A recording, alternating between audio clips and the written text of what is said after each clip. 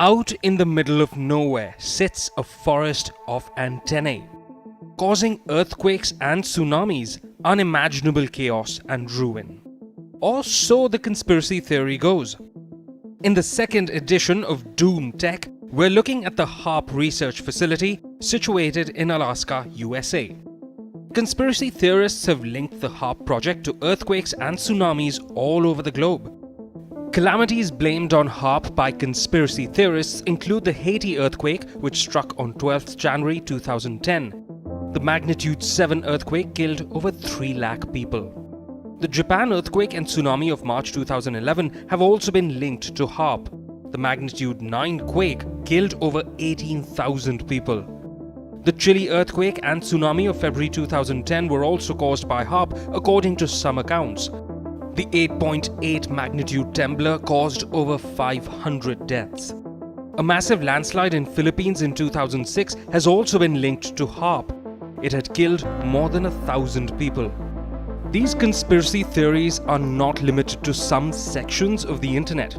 Even some world leaders have openly propagated these claims.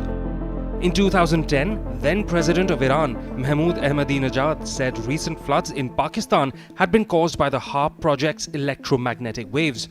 He also accused European nations of draining rain clouds before they could reach Iran, causing water shortages in the Asian country. In the same year, then President of Venezuela, Hugo Chavez, said a tectonic weapon being tested by America had caused the deadly Haiti earthquake. Chavez claimed that it was just a test run before America uses the weapon on Iran. Despite such loud proclamations, conspiracy theorists don't explain how some antennae in the US could cause quakes thousands of kilometers away. Instead, they claim that the details are closely guarded by the American government. So, what exactly is the HAARP project? HAARP is an acronym for High Frequency Active Auroral Research Program. Its objective is to study the highest portions of the Earth's atmosphere. HAARP sends high-frequency radio waves to the ionosphere. These radio waves heat electrons at altitudes above 60 kilometers.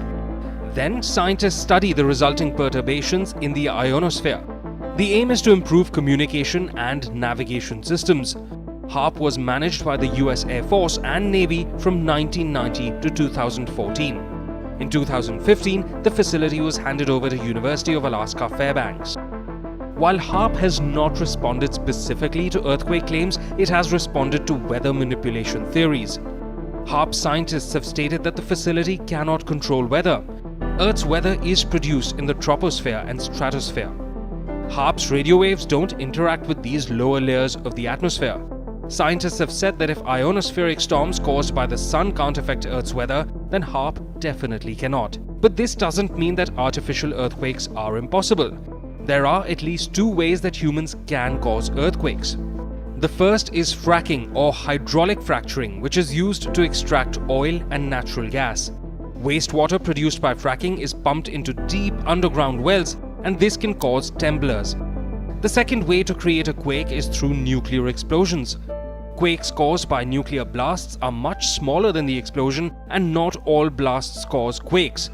The range of these is a few tens of kilometers as per the USGS.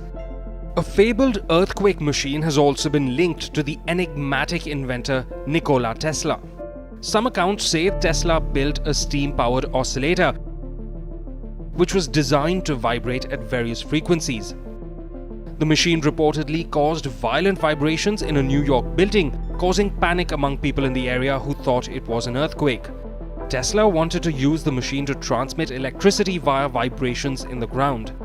The genius inventor believed that a powerful enough machine could even cause earthquakes. However, the idea did not progress beyond the prototype stage. Although conspiracy theorists obsess over HAARP, it's not the only project of its kind. There is the Ionospheric Research Facility at the Arecibo Observatory in Puerto Rico. Then there's the defunct Ionospheric Research Station in Kharkiv, Ukraine. There's also an ionospheric heating and shortwave radar facility in Tromsø, Norway. With social media's reach continuing to grow and scientific projects becoming more and more complex, authorities need to improve their communication so that conspiracy theories don't go from being internet conversations to igniters of mass panic.